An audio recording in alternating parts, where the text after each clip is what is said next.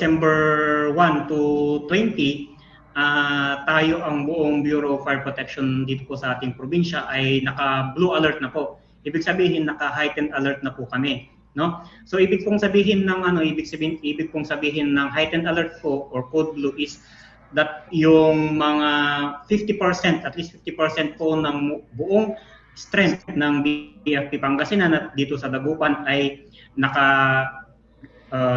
nag-report para mag-duty or naka-standby, no? Kasama na din po diyan lahat ng ating mga kagamitan sa pagresponde sa sunog.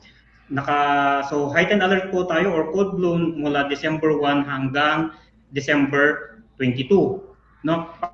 Pagdating naman po ng December 23, tayo naman po ay naka-code red hanggang January 2. Ibig pong sabihin, lahat po ng mga personnel po natin dito po sa ating probinsya, dito po sa ating opisina ay naka-duty at nakahandang tumugon para sa kahit na anumang emergency dito po sa ating mga lugar. Unahin po muna natin dito sa ating buong probinsya, no? For the year 2024, nakapagtala po tayo ng a total of 413 na mga fire incidents po.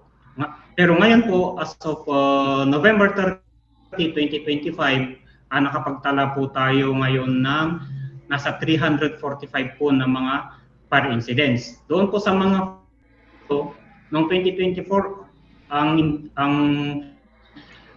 structural fires po natin, ito po yung mga sinasabi natin ng mga nasunugan ng bahay, mga ganun po, nakapagtala po tayo ng 255, no? And then for 2025 po, ang naitala naman po natin ay 239.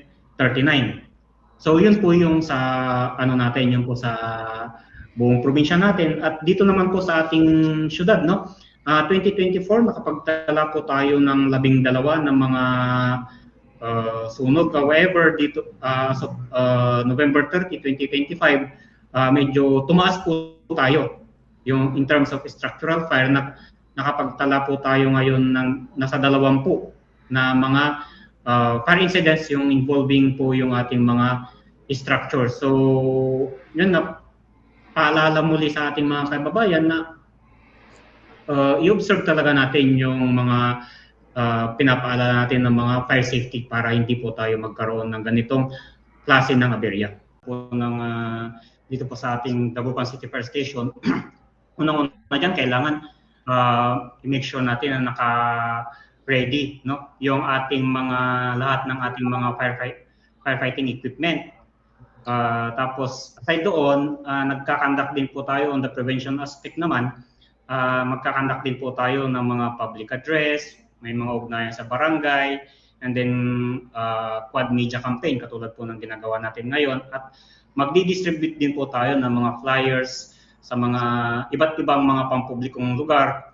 And of course, magkakaroon din po tayo ng mga fire truck visibility. So mag-iikot po yung ating fire truck sa mga barangay at gamit po yung public address system natin na nakalagay doon sa ating mga fire truck ay magbibigay din po tayo ng mga fire safety tips nang sa ganun ay mas marami po yung maabot ng mensahe sa ating mga publiko.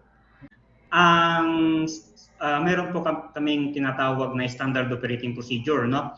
Pag tayo po ay nakakatanggap ng tawag na mayroong sunog or mayroong other kinds of emergency. So pagkatanggap po ng tawag natin, within 1 minute po kailangan makalabas na po yung ating mga fire truck, no? Makalabas na yung fire truck natin, and then 5 to 7 minutes po actually.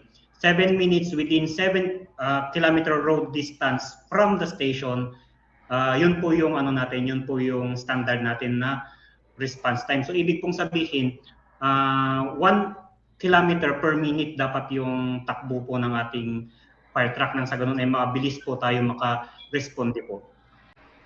Well, actually sa ngayon ongoing po yung pagkandak ng iba't ibang fire stations dito sa Pangasinan at dito po sa Dagupan ng Oplan Ligtas na Pamayanan. And actually ngayon po, hindi lang po Oplan Ligtas na Pamayanan ginagawa po natin, meron din po tayong Oplan Iwas Paputok.